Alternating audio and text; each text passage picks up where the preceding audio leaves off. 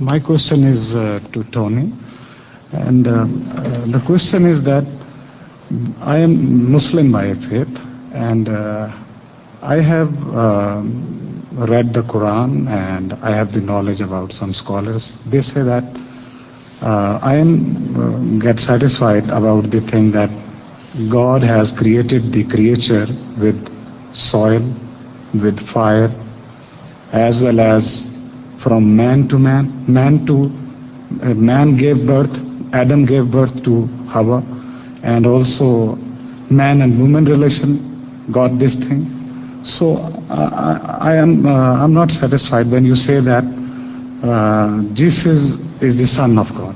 So my belief is, if God has created everything in every way, and he says that I can do everything, then how could it possible for God that he cannot create from Maryam the Jesus Son? This is my question. Thank you. Appreciate your question. Well, we have to define what Christians mean by son. In the Quran, the reading in the Quran maintains that how can God have a son, seeing that he has no consort? Now, that statement is just as blasphemous to the Muslim as it is to the Christian. No Christian believes that God engaged in any form of human relations with Mary, the mother of Jesus, to bring forth Jesus. Christians believe that Jesus is the eternal Son of God. In other words, the terms Father, Son are relational terms, terms that we believe have been part and parcel of the Godhead. In other words, Jesus stands in an eternal relationship with God as Father and Son. And so when we speak of son, we're not talking about a son that is generated the way human beings procreate children. So, for example, when the Quran talks about a traveler as Ibn Sabil, a son of the road, that is not meaning that the road begets people. All it means is that he is a traveler. When Jesus talks about his opponents being children of the devil, obviously he's not saying that Satan spawns or generates children, but that metaphorically they follow in his course and in his path. And so I think one of the great misunderstandings among Muslims and Christians is that we fail to understand what we mean by our terms. And that is why it's important for us to define our terms. What do we mean by son? We certainly don't mean that God needed a wife or a consort to bring about Jesus.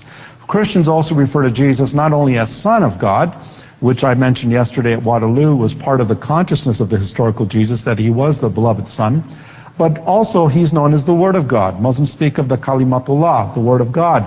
But to Christians, this Word was the Son, the one who became the man Jesus. The Word became flesh and dwelt among us. And so as one Muslim author put it, whereas the Word becomes a book in Islam, the eternal Word of God becomes a book, in Christianity this eternal Word becomes a human being.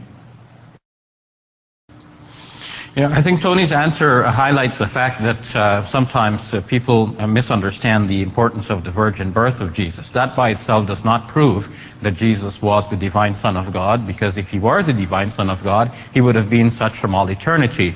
It also highlights the importance of defining our terms, because if Tony is now willing to define the term Son of God as being metaphorical, well then Muslims and Christians might have had very little of difference on this point. I think the real issue has been is that Tony himself, after having reached that definition, goes back into using it in a literal sense, to say that Jesus is literally the Son of God. But if Jesus was literally the Son of God from all eternity, we should ask, why this term Son of God? Why not brother? If they are so co-equal from the very beginning, so that one was not actually born from the other, well then shouldn't they be brothers, or perhaps sisters, or perhaps two parents of the entire world? Why father and son? Does that not imply one greater, one lesser?